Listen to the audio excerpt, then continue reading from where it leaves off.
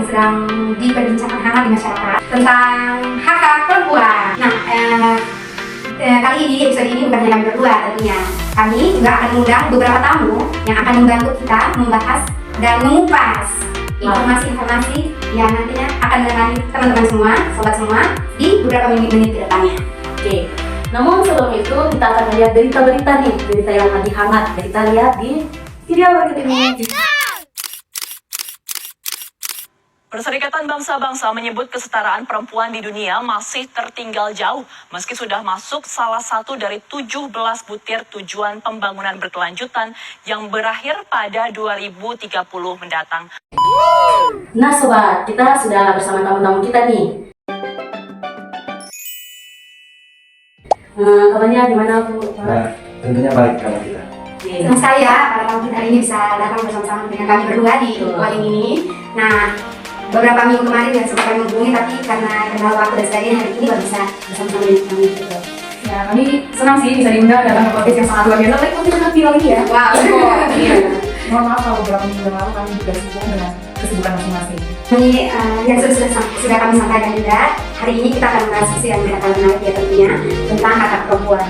Nah, kami ingin sekali mendengar pandangan dari ketiga tamu kita kali ini ya Kak Koli. Betul. Bagaimana pandangan mereka tentang hak perempuan sih gitu.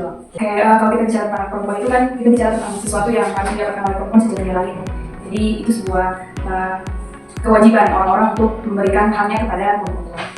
Kalau dari saya sendiri, saya melihat bahwa hak perempuan itu sama saja dengan laki-laki. Perempuan memiliki hak untuk berpendidikan, perempuan memiliki hak untuk bersuara, mengambil keputusan dan lain sebagainya. Bagi saya, perempuan memiliki peran penting di dalam masyarakat, terutama di dalam keluarga. Dan namun tradisi patriarkis yang kuat di suku kami itu seringkali membuat perempuan memiliki hak yang terbatas dalam pengambilan keputusan dan juga akses terhadap sumber daya. Jadi seperti itu. Ya, untuk tentang berbicara tentang perempuan ini memang kalau untuk sekarang memang perempuan harus bisa untuk ya bersuara dan sebagainya ya. Tapi kalau begitu yang menjadi pertanyaannya lagi, bagaimana sebenarnya apa sih faktor sehingga perempuan itu tidak bisa bersuara gitu? Kalau dari realita kehidupan itu seringkali faktor yang paling utama itu budaya. Seringkali kalau ada saja beberapa masyarakat yang memang menganut budaya patriarki itu menjadi faktor utama yang membuat hak-hak perempuan itu dibatasi. Budaya patriarki Ya, budaya patriarki. Terus juga stereotip gender. Jadi orang-orang tuh hanya menganggap perempuan itu harus menurut kepada yang lebih tinggi karena misalnya laki-laki. Jadi ketika berada dalam lingkungan apapun ya perempuan hanya bisa mendengar, jadi tidak memiliki hak yang luas untuk berbicara. Jadi juga hanya ya dipertimbangkan sebagai orang yang di rumah untuk masak, mengurus anak-anak. Jadi untuk pekerjaannya mungkin sangat dibatasi di lingkungan sosial. Dari saya sendiri, tradisi patriarkis yang kuat tentunya, di mana dalam beberapa kasus yang sedang marak-maraknya viral di Nusa Tenggara Timur itu karena tuntutan medis yang tinggi. Dan tuntutan medis yang tinggi ini banyak pasangan muda yang kesulitan untuk menikah, bahkan ada yang memilih untuk hidup bersama tanpa pernikahan. Dan kita memang harus sadar kalau memang kita itu hidup dalam budaya kita dan sebagainya. Tadi juga sempat disinggung oleh Bapak Henry tentang belis dan sebagainya. Nah ini juga sebenarnya kalau kita mau bilang tentang belis pun ada maknanya tersendiri. Tapi ketika belis itu tidak dimaknai dengan baik akan menghilangkan maknanya yang sebenarnya gitu. Nah jika seperti itu Kak Koli mungkin dampaknya atau apa Ya, untuk perempuan begitu ya pastinya. Kalau dari saya secara pribadi ya itu juga sempat melihat banyak berita sih mengenai mungkin berita kemarin seperti tentang belis itu mungkin ada sedikit pergeseran makna ya Pak tentang belis ini. Jadi yang awalnya belis itu mungkin untuk menghargai kami sebagai perempuan, dia sebagai perempuan, tapi akhirnya dia sistemnya seperti maaf ya membeli perempuan gitu dan segala hal yang harusnya ada pada diri perempuan. Jadi dampaknya itu mungkin bisa sangat fatal ya. Dari hal itu mungkin akan timbul kekerasan dalam rumah tangga, kemudian perempuan-perempuan itu juga akan mengalami trauma, psikologinya terganggu dan lain sebagainya. Jadi dampaknya itu bisa secara internal mengenai si perempuannya, tapi juga pada eksternal.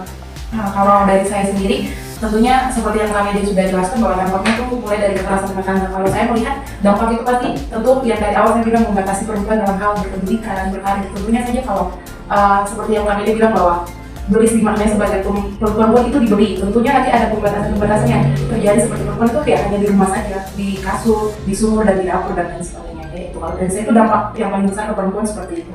Kalau dari saya kasus yang viral kemarin itu ini menjadi dilema bagi masyarakat Timur yang masih menjunjung tinggi nilai adat tersebut, tetapi juga menghadapi realitas ekonomi yang berat.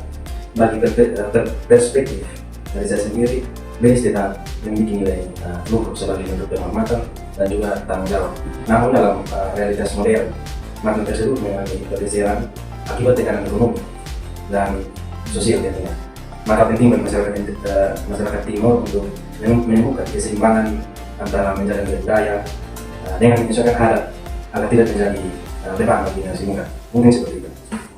Mungkin dari faktor-faktor dan dampak-dampak yang tadi Bapak dan Ibu dan Nona sudah jelaskan, bagaimana cara agar hak-hak perempuan itu bisa kita lakukan, kita suarakan hak perempuan itu. Oke, kalau dari saya sendiri ya, yang pertama itu kami sebagai perempuan juga butuh ruang untuk berekspresi.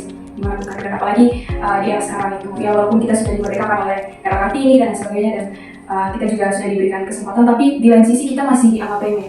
Apalagi kalau dalam kasus seperti kasus viral itu, perempuan dianggap rendah, perempuan dianggap tidak berharga, dan akhirnya itu menimbulkan banyak kontroversi dan bahkan banyak perempuan juga yang kembali membuli sesama perempuan. Jadi kita sebagai perempuan harus sama-sama menyuarakan hak kita sebagai perempuan. Jangan sampai di media sosial kita malah menyuarakan keburukan dari sesama perempuan kita, seperti itu. Saling mendukung tentunya sesama perempuan gitu.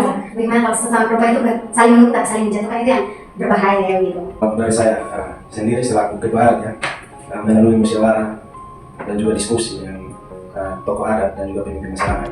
Kemudian melalui kerjasama dan juga bergabung organisasi perempuan ya, dan juga lembaga pemerintahan untuk meningkatkan akses perempuan terhadap sumber daya dan layanan.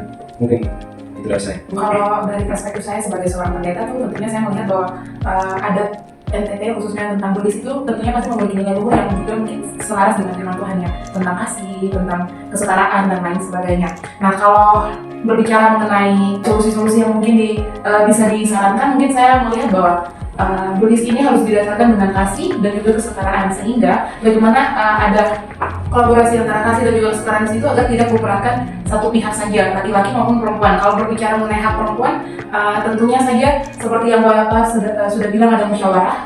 Di situ ada negosiasi-negosiasi yang harus dilakukan. Artinya ada kesepakatan-kesepakatan dan juga kesepakatan yang disepakati bersama agar tidak memberatkan. Jadi tentunya kita melihat bahwa kesetaraan yang terjadi antara laki-laki dan perempuan seperti yang kejadian mengatakan bahwa laki-laki dan perempuan itu sedangkan dan serupa dengan Allah. Tentunya dari adat Buddhis ini kita melihat bahwa Buddhis ini bukan sebagai sebuah simbol untuk membeli perempuan, tetapi sebagai sebuah simbol penghormatan antara laki-laki dan perempuan sendiri. Itu dari saya melihat dari perspektif saya sendiri. Nanti mungkin yang kita bisa ambil juga, kita bilang bagaimana sih perempuan untuk bisa menyuarakan itu. Ya tadi dari perspektif Bapak, kita bisa bermusyawarah bersama, bersosialisasi bersama, dan mungkin kalau kita bilang zaman sekarang juga sudah ada tentang perempuan ya, organisasinya itu. Nah itu kan kita bisa lah, pemerintah juga sudah membuka ruang. Intinya setelah itu musyawarah, dan ketika perempuan itu tidak bersuara, kita bisa lihat orang-orang terdekatnya gitu, teman terdekatnya, jangan sendiri gitu intinya. Ketika tidak bisa bersuara, ada orang lain yang menopang juga. Ketika sudah bergabung kecil bisa masuk di organisasi untuk terus menyuarakan bersuara gitu. Dan terima kasih, kami mengucapkan terima kasih juga untuk pandangan ketiga tamu kita hari ini. Oke, sampai jumpa kembali. Terima kasih. Terima kasih Ibu dan Kakak Nona. Sampai jumpa kembali di acara selanjutnya. In Call.